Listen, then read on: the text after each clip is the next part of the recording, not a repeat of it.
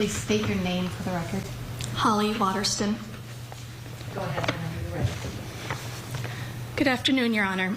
My name is Holly Waterston, and Maddie is my stepsister through my mom, Kathy Kingsbury's marriage to Dave Kingsbury. I am here today to talk about the impact Maddie's disappearance, murder, and subsequent trial has had not only on me, but especially on the children of our family.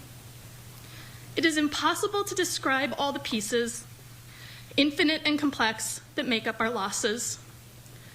We all now live on a shattered timeline of life. There was a giant fissure, a crack, on March 31st, 2023. Our lives will forever be defined in terms of before Maddie went missing and after. None of us will ever be the same people we were before this horrific nightmare started. Maddie was a deeply caring and thoughtful sister. She not only welcomed me with open arms to my family, but also had a special bond with my biological sister, Heather. After a lifelong battle with a rare autoimmune disease, Heather lost her life to leukemia. Her funeral was on June 7th, 2012, where Maddie shared a beautiful and compassionate poem she wrote to honor Heather.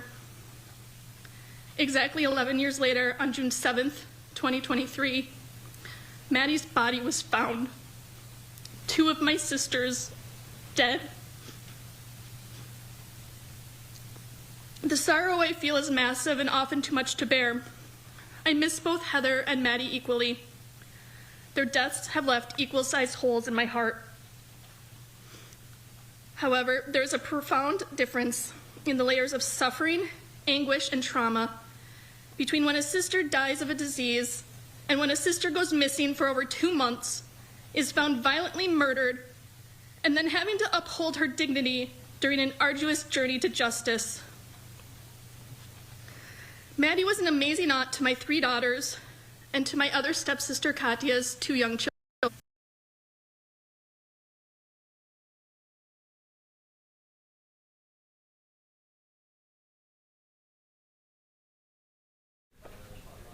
It looks like there's a little bit of disruption in the connection right now, but you're listening to Maddie's stepsister, Holly Waterston, giving her victim impact statement. I'm hoping the connection, here we go. To no one's surprise, Maddie was often at the center of this cousin crew, being the energetic, fun, creative mom and aunt that we all knew her to be. I miss my conversations with Maddie about navigating the intertwining joys and struggles of raising our little humans. Maddie brought an enormous amount of light and laughter to our lives. Backyard games, pool parties at Grandpa and Gaggi's house, and family celebrations will never be the same. Throughout the course of the trial, we heard a lot about Adam's cloak of innocence. Today, on this day of sentencing, I ask the court to reflect on what Adam's actions have done to the children in our family. The children in our family don't get to walk through their young lives shrouded in a cloak of childhood innocence anymore.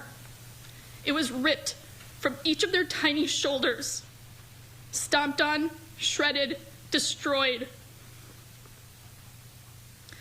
My youngest twin daughter talks a lot about missing Maddie, how it's not fair Maddie was killed, and how Maddie didn't deserve what happened to her.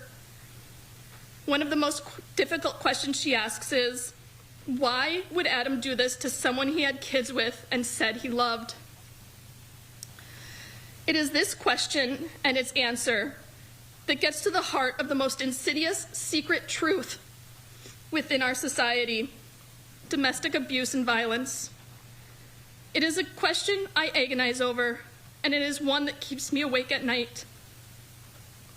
My middle daughter, my youngest twin, had an immensely difficult time during the trial. She was often in tears, asking me things like, why did Adam do this? Why did he kill Maddie? Why didn't he tell people he did this so people didn't have to search for her? Why doesn't he tell people now so everyone doesn't have to be at the trial? The question of why remains for us all. It is a simple word, with an endless ability to cut at our hearts because it has no answer that will ever be sufficient. My youngest daughter always wants to know, how was Maddie killed? She is not satisfied with an answer of, Adam made Maddie stop breathing. She wants to know exactly how. She wants the details. There's no room for the gray space within my answers to her questions. She also repeatedly asks, is Adam still in jail? The underlying, unspoken questions here, of course, are, am I safe? Can it happen to me? During one of our cousin's sleepovers, my youngest daughter and Maddie's son Noah came into my room, both of their little faces streaked with tears. My youngest daughter told me through her sobs, Noah woke me up. He is crying and asking for his mommy. As a parent of young children, I am no stranger to middle-of-the-night wake-ups or kids being scared or worried. I am supposed to simply be able to explain that monsters aren't real, that they don't live under our beds or in our homes. I am supposed to be able to add another nightlight, maybe make some homemade monster spray, and hug their fears away as they drift off to sleep, forgetting their nightmare by daybreak. Nothing prepared me to try to comfort my nephew, who will never again be able to see, hear, or hug his mommy, because there is, in fact, a real-life monster who killed his mommy. I feel it is a nightmare that little Noah may never be able to escape, because the reality for him is that this monster and his father are one and the same. With young children involved, we don't have the privilege of pretending that the darkest and most difficult days are behind us. The generational trauma will likely be repeated in waves throughout the years, as each child eventually learns and struggles to process the entirety of the horrific truth and the gruesome details behind Maddie's disappearance and brutal murder. For me, the emotional burden I carry weighs heavily on my heart.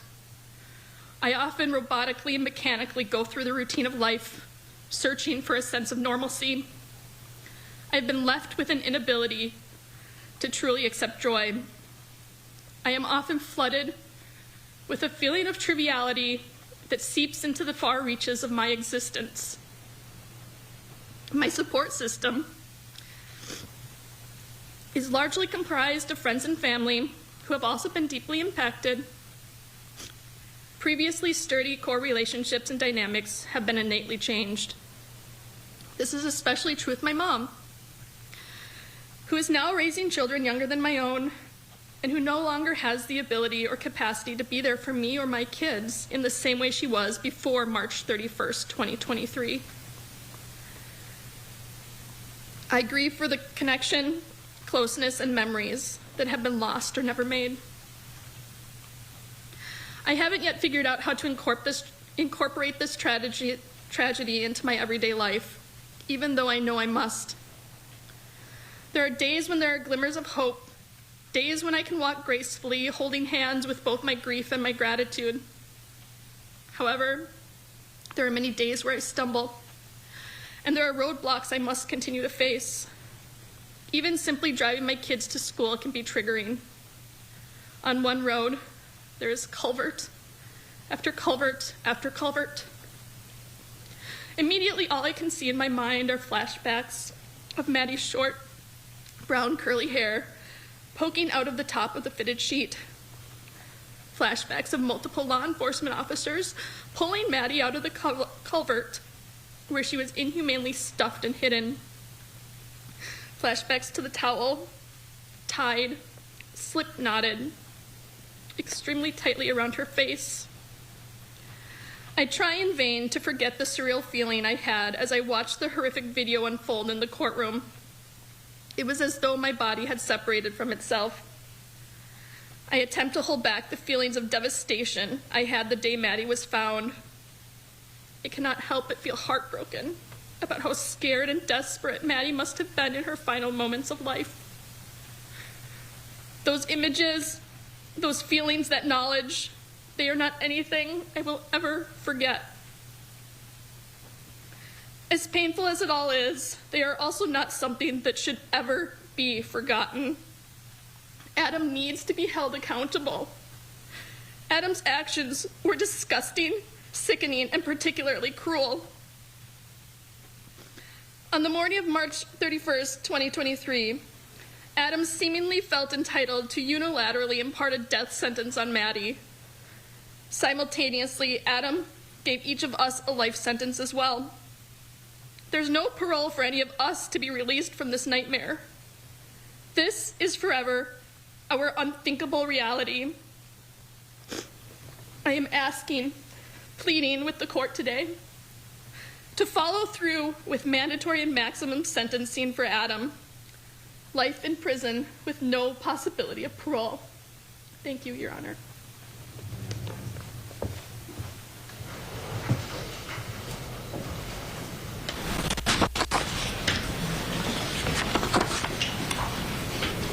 Ms. Sonneman.